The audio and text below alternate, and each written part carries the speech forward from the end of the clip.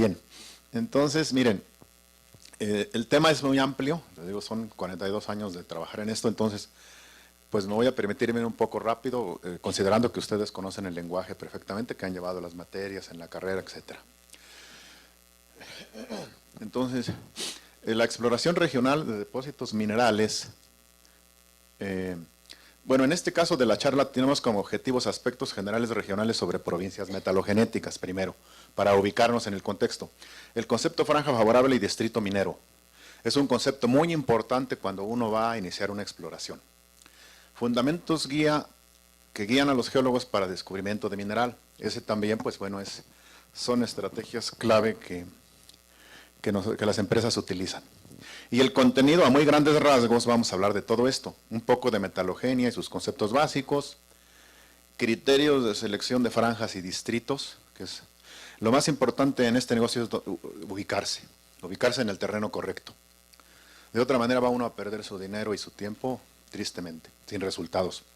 Estudios utilizados y fuentes, modelos de mineralización, estrategias, parámetros y guías de la exploración. Procesos y tecnologías de exploración. De este tema lo va a dar el ingeniero Uriel. Bueno, va a enfocarlo y les va a platicar lo que él hace en el campo. Y aspectos económicos de la exploración, si nos alcanza el tiempo, si no, pues en cuanto se termine mi tiempo, ahí suspendemos la plática. Este es un tema tan extenso que no importa en qué momento se suspenda. De hecho, esta es una parte 1 de una charla que yo doy y todavía quedaría toda la parte 2, ¿verdad? Que es donde entra uno en más detalles.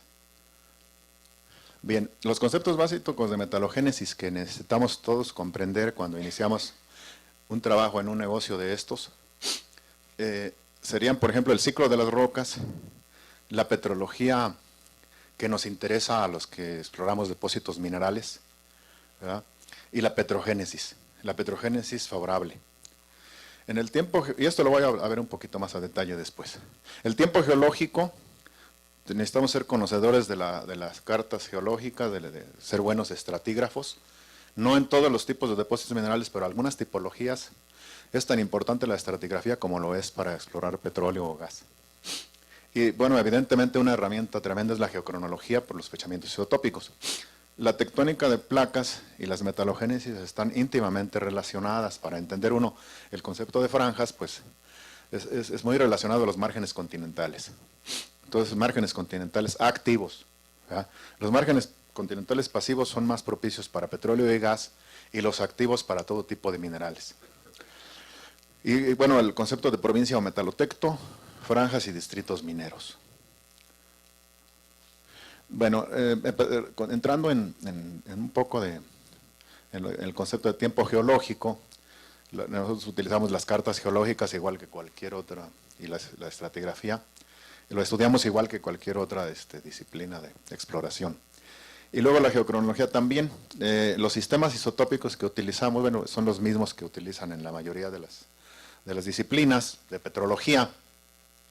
Pero los dos sistemas que en particular son muy útiles para fechar la mineralización directamente y no las rocas a donde está digamos, contenida la mineralización, serían el sistema de argón-argón, que sería argón 39, argón 40, y digamos el de renio-osmio. Ninguno de los otros métodos es apto para fechar mineralización directamente, pero sí fechan las rocas encajonantes, ¿verdad?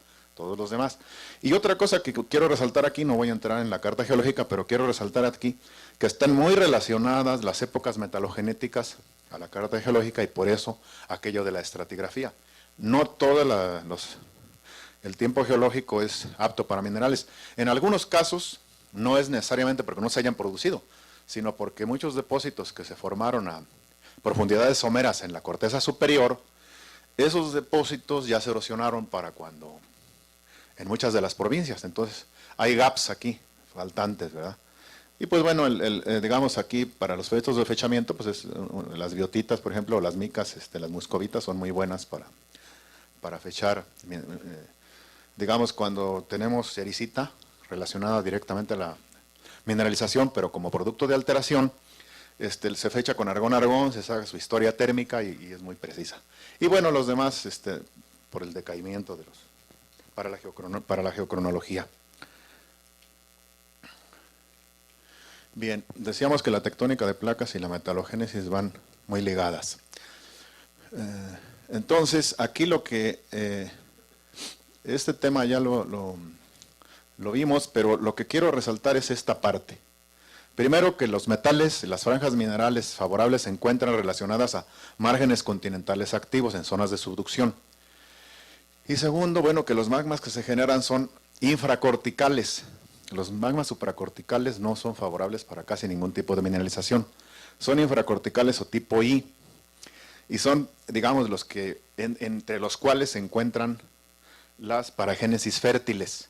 Este es el concepto importante, la fertilidad de los magmas para que dé mineralización, porque aun cuando existen magmas infracorticales, no todos dan condiciones a mineralización, sino depende en qué franja se encuentren.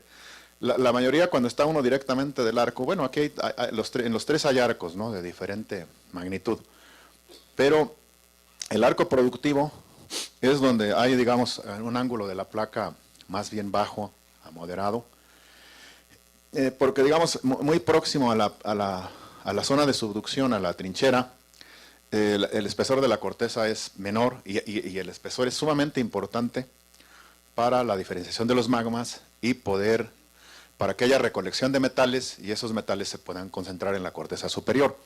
Entonces, cortezas de alrededor de 35 kilómetros, se forma clinopiroxeno y es anhidro y no necesitamos magmas hidratados.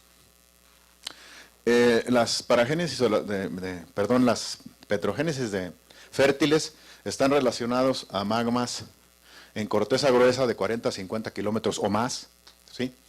Y estos es por deshidratación de la placa subducida, y entonces son magmas hidratados ricos en hierro, calcialcalinos, metaluminosos, ¿verdad?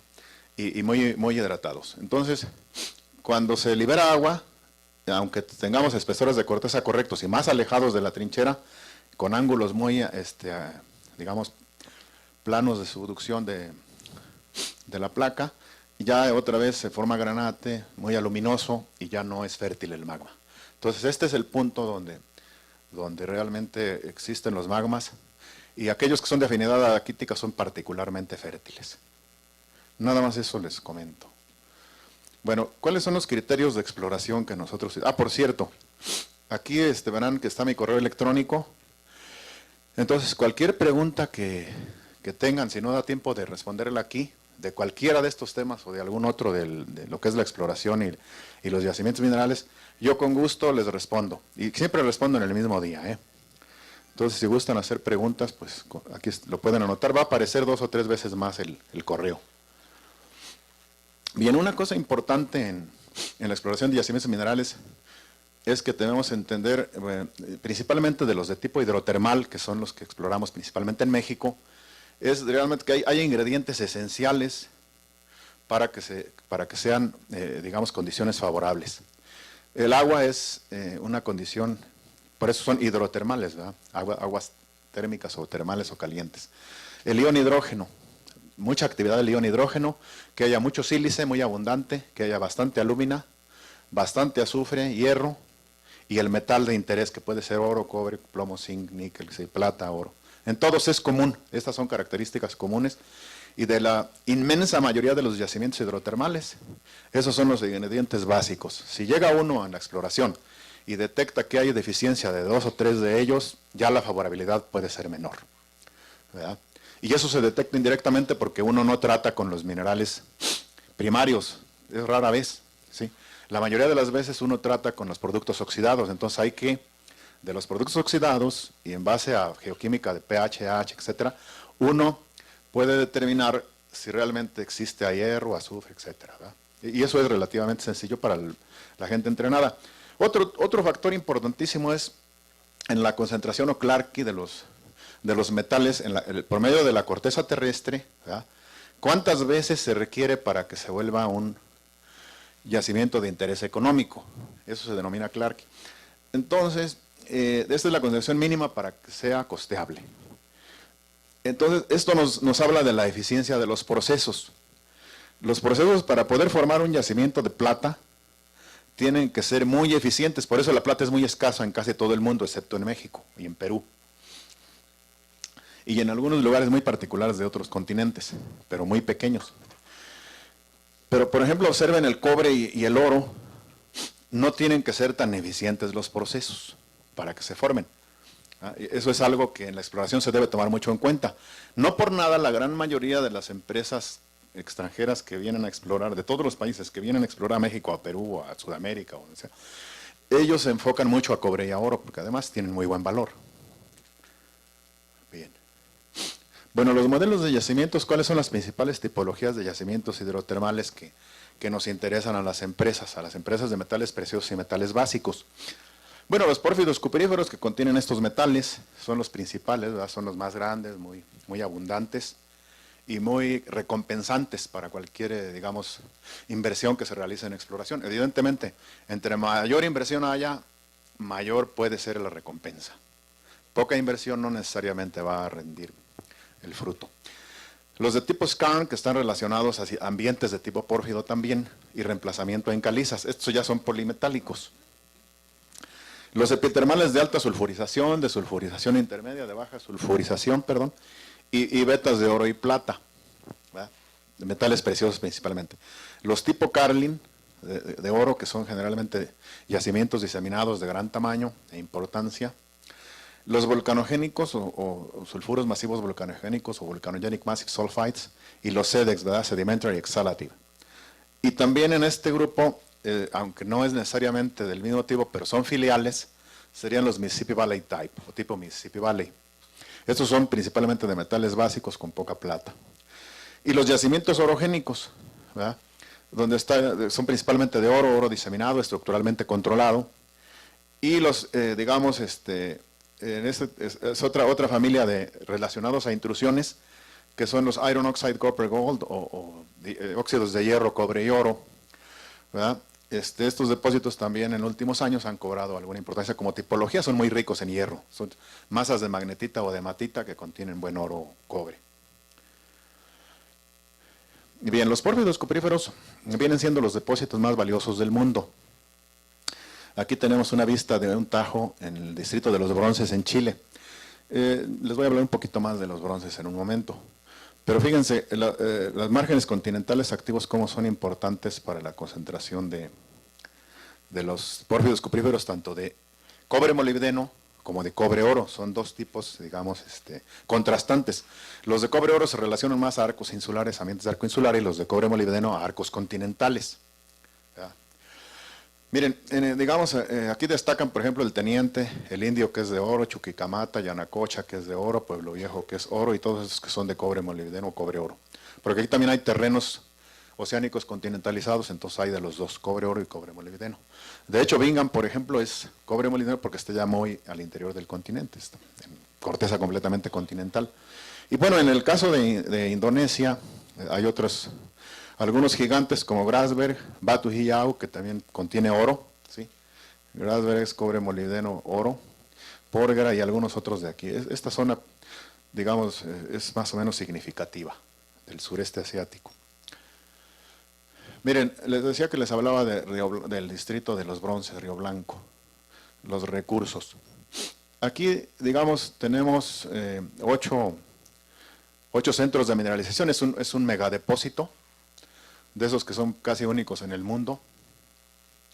Y este es, digamos, los recursos que ellos tienen de la parte nada más de Codelco. Esto que está circunscrito en la línea roja es de Codelco, de la Corporación del Cobre de Chile, que es estatal, con estas leyes, con esta ley de corte. Entonces, son varios, es un clúster, ¿verdad?, de varios centros de mineralización, pero que eventualmente esto va a ser un megatajo. Y esto es de Anglo American, que es una empresa de talla mundial, ¿verdad?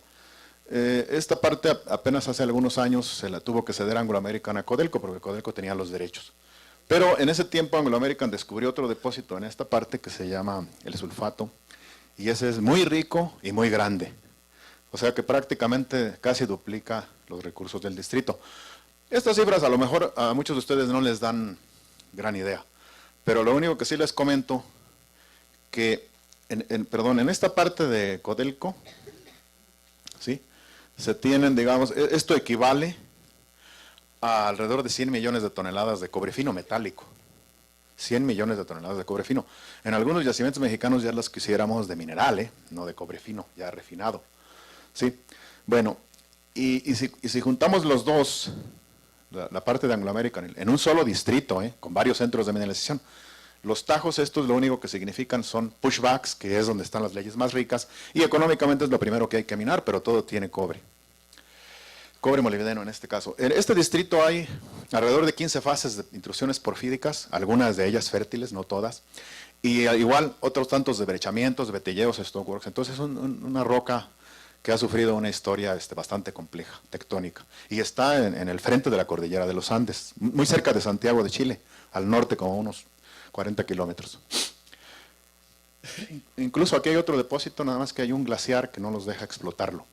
En fin, no voy a entrar en más detalles sobre los bronces, pero entre los dos tienen, digamos, las 2/3 partes de todo el cobre que existe en Norteamérica y en México. Bueno, todo Norteamérica, pues. Nada más en un solo depósito en Chile. Obviamente se ha convertido hoy día, el más grande, es ya más grande que el Teniente y más grande que Chuquicamata, que son verdaderos monstruos. Bueno, la producción mundial del cobre, para que se den una idea de la importancia de los pórfidos cupríferos, el 51% viene de las franjas de Perú y de Chile, con estos porcentajes. México pues casi no pinta, Estados Unidos un poco, ¿verdad? Y Canadá.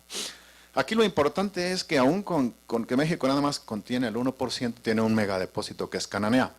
Y la empresa que explota esos depósitos, que es el Grupo México, Southern Peru Copper Corporation, que tiene minas aquí y acá, es la tercera productora mundial de cobre. Evidentemente saca un poco más de Perú que de México, pero las minas de México también producen lo suyo. Y pues como verán, el resto del mundo, comparativamente, no tiene mucho significado. Esto nos llevaría a cualquiera de nosotros a pensar, oye, pero ¿por qué el cobre fue tan, digamos, injusto? ¿Por qué se depositó solamente una gran riqueza y una gran cantidad aquí? Bueno, ese es el caso del cobre, pero si nos vamos al caso de la plata, decimos, bueno, ¿por qué se concentró en México? O el caso del oro, ¿por qué está en Nevada o en Australia, ¿verdad? O aquí en África, en Sudáfrica? Bueno, todo eso tiene una explicación y vamos a tratar de explicarlo a lo largo de la charla. Miren, nada más para que se den una idea del tamaño, el pórfido de la Escondida de Chile, aun cuando no es el depósito más grande de Chile, ni mucho menos, pero es un depósito rico, accesible, enriquecido, ¿verdad? Es enriquecimiento supergénico, es la mina que produce más cobre en el mundo, como una mina sola. El yacimiento tiene 12 kilómetros, más de 1 kilómetro de profundidad hacia el tajo donde se estiman los recursos minerales, no es el tajo final, los tajos andan por aquí así. Y pues eso nos da una idea aquí comparativamente del tamaño. Esta es la torre de Sears, las torres Petronas, ¿verdad? Y tiene muy buena ley. Como ven, desde superficie tenía mineral casi aflorando, valioso. Entonces, para que se den una idea del tamaño de un depósito de pórfido cuprífero. 12 kilómetros por más de 1 kilómetro. Ahora, también en San Juan hace aire, ¿verdad? Decimos. Entonces, nosotros tenemos aquí en México tenemos 12 megayacimientos. Uno de ellos es Cananea, otro es Fresnillo. Fresnillo es del grupo donde yo trabajo. Esta veta, Fresnillo es una serie de vetas, son muchas vetas. Pero esta veta sola, la veta San Carlos, tiene un clavo de mineral. Esto es totalmente inusual, es una veta única en el mundo. Un clavo de mineral que tiene 7,5 kilómetros de longitud y alrededor de 1 kilómetro de profundidad. La veta es casi vertical, de alto ángulo, pues. Y miren las leyes, los valores. El valor magenta es valor mayor de $300 por tonelada. Es muy rica en plata, es muy rica en oro, bueno, razonablemente rica en oro y tiene algo de metales básicos. No van a ver otra veta como estas en todo el mundo. Todavía no, ojalá, digamos, a lo mejor algún día se descubre, pero es única, ¿verdad? Y aquí en el distrito hay otra, en Saucito, la veta Jarillas Valdecañas, es muy parecida a San Carlos. Entonces esto es lo que le da realmente pues, mucha fuerza a nuestro grupo. Aquí ven ustedes la escala, este es 1 kilómetro. Bien. Bueno, ¿cuáles son las guías para nosotros, los exploradores? Bueno, nuestras guías son los modelos de exploración. Si uno quiere ir a una provincia, es muy simple, pues ¿qué tipo de depósitos ocurren en esa provincia? Pues hay que ir a visitarlos, entenderlos, digamos, estudiarlos un poco y decir, bueno, voy a buscar más de lo mismo. Es mi modelo de exploración, de ahí lo determino. Hay otras formas también, ¿no? Pero una de las más directas es esa. Bien, como les mencionaba, la subducción es importante y las tipologías de yacimientos que les mencioné se distribuyen a partir de la trinchera hacia el interior del continente o el trasarco, en los orogénicos, los pórfidos que están directamente sobre el arco magmático, los epitermales muy cerca, los sulfuros masivos volcanogénicos, ¿verdad?, en las zonas de expansión aquí, y bueno, otros ya que están en las lavas que vienen directamente del manto, los de níquel cromo. Aquí se ven, digamos, que nuestras guías principalmente son las alteraciones. ¿Por qué las alteraciones? Bueno, porque la mineralización misma tiene un alcance en tamaño mucho menor que el halo de alteración. El halo de alteración normalmente es 8 o 10 veces más extenso. ¿Y por qué es así? Porque es donde circularon los fluidos. Entonces, indirectamente uno, cuando encuentra zoneamiento de alteraciones, como se muestra en este dibujo, en este o aquí, entonces uno puede vectorizar hacia dónde podrían estar los cuerpos de mineral, pero la alteración es una gran guía, y el zoneamiento de las alteraciones es otra gran guía. No voy a entrar en mucho detalle de esto, les recomiendo mucho que lean el artículo, los que estén en pórfidos, el artículo de Richard Cielito, es uno muy bueno, muy reciente, del 2012, una cosa así, 2010, y este zoneamiento que él muestra aquí, las relaciones, este es un dibujo, es como una caricatura, pero es un modelo conceptual muy bueno para la exploración. Los geólogos de exploración trabajamos mucho con modelos conceptuales porque cada yacimiento es diferente. Entonces hay que conceptualizar para poder, digamos, conjuntar características de unos y otros y tener realmente un modelo de trabajo. Este es el modelo de los skarns, también relacionados a un stock de pórfido. Entonces, los magmas que aquí se encuentra el pórfido, las intrusiones, pues los magmas que se producen son muy parecidos, pero estos están en rocas encajonantes sílico-aluminosas, todos los pórfidos, y los stocks generalmente son de gran tamaño, o de mayor tamaño por lo menos, y son muchos, son multifásicos. Mientras que en los skarns están en ambiente carbonatado, de rocas carbonatadas. Esa es la diferencia, pero si estas fueran rocas sílico-aluminosas, pues aquí se crearía un sistema de tipo pórfido igualmente, desde acá. Bien, los conceptos y criterios de los modelos de exploración. Esto es realmente lo más importante que ustedes estudian continuamente en sus clases de yacimientos minerales y realmente en la utilidad que tienen cuando uno anda explorando en el campo es crucial. El concepto de mena y ganga, la petrología de menas, se le denomina así, perdón, voy a mencionarlo antes, porque los yacimientos minerales, las concentraciones de metales, vienen siendo como otra roca más, es una roca, como si fuera un dique, como si fuera un estrato, como si fuera una chimenea, qué sé yo. Es una roca más, es un tipo de roca más, y hay un continuo, siempre existe un continuo, eso es producto es un fenómeno geológico lo que produce los minerales, pero son rarezas, son rocas raras, rarezas, digamos, mineralógicas dentro de la corteza superior. Pero no dejan de ser más bien otro tipo de roca, por eso se le denomina petrología de menas. Entonces, el concepto mena-ganga, importante, la geoquímica que manifiesten tanto de minerales así como los de alteración y la concentración que se logre, porque muchas veces puede haber la mineralización, pero si no es económica, pues bueno, es académico eso. La mineralización y la alteración es nuestra guía. Vemos alteración, bueno, ya hay una importancia en ese prospecto. Los criterios de oxidación y enriquecimiento supergénico, los niveles, bueno, perdón, antes de esto, el emplazamiento, el tipo de estructura, el tamaño del yacimiento, su dispersión, la forma y dimensiones, el carácter ya sea brecha, diseminado, masivo o reemplazamiento, distinguir entre esto es crucial también, porque cada uno de estos tiene sus particularidades. Los niveles de erosión para génesis y zoneamiento es lo que nos ayudan a determinar en qué nivel de erosión estamos, porque a lo mejor estamos en las raíces y ya no tenemos nada que explorar ahí. La estratigrafía y la geobarometría, estas son herramientas muy buenas para ubicarse. Y es importante, muy importante que el geólogo de exploración sepa ubicarse en el campo, ¿verdad? Y luego las guías, la génesis del modelo, a través de estudios de petrogénesis fértiles, geoquímica isotópica, cocientes isotópicos, ¿verdad? Digamos, diagramas de pH y H, geotermometría de inclusiones fluidas, geocronología, etc. Esos son los conceptos fundamentales, o por lo menos los principales.